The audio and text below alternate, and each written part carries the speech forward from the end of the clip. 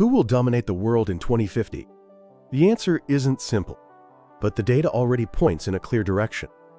Today, G7 nations account for just over 40% of global nominal GDP. By 2050, that share could fall to around 30%. Long-term projections from PwC and the OECD point to exactly that trend. This slide tells the whole story. 30 years of economic growth data and demographic research back it up. Today, let me show you that data.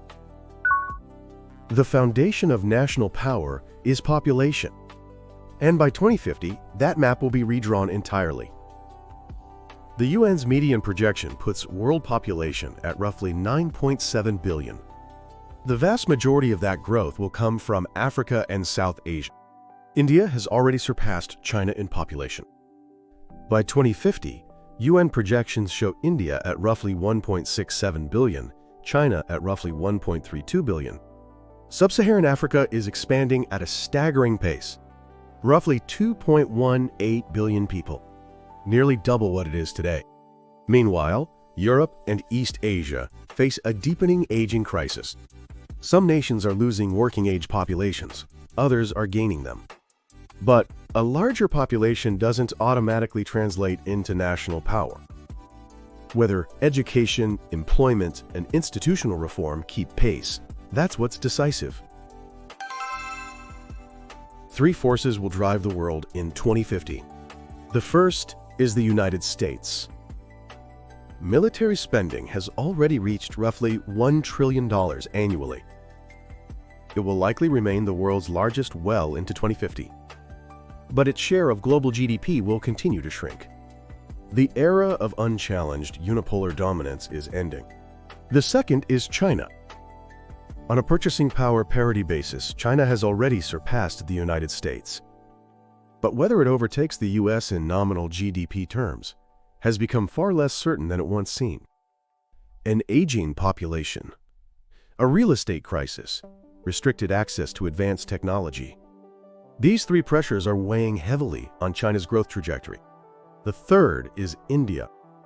Multiple long-term projections see India becoming a top 3 economy by around 2050. UN estimates put its working-age population at over 1.1 billion. But a young population alone doesn't make a superpower. How far India can advance in job creation and manufacturing will be the determining factor.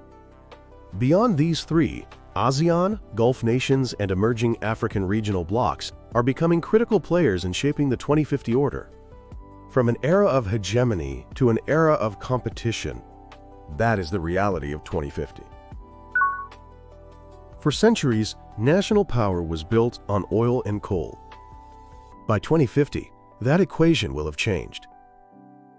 Advanced semiconductor manufacturing is now highly concentrated in just 5 countries: Taiwan, South Korea, China, Japan, and the United States. That concentration has become a geopolitical weapon. And now, another critical resource is emerging: the data centers and power grids that run AI. Processing that level of computation demands enormous amounts of electricity. Which nations control stable power supplies and computing capacity? That will determine who leads the AI race. Quantum computing could fundamentally transform cryptography and military technology in the years ahead. Nations are already racing to transition to post-quantum encryption. Then there's the energy transition. The share of renewable energy will rise significantly. But how quickly oil and gas demand contracts will vary enormously by region and by policy. Renewable expansion and the gradual decline of fossil fuels will unfold in parallel. Geography still matters, but technology is rewriting what geography means. History has patterns. Research by Harvard professor Graham Allison and his colleagues found that in 12 of 16 cases of hegemonic transition over the past roughly 500 years, war followed. That said, the methodology behind this count is not without academic debate. But the question remains: where is the structural competition between the US and China heading? The number of nuclear-armed states hasn't grown dramatically in recent years, but nuclear modernization and deployment restructuring are accelerating.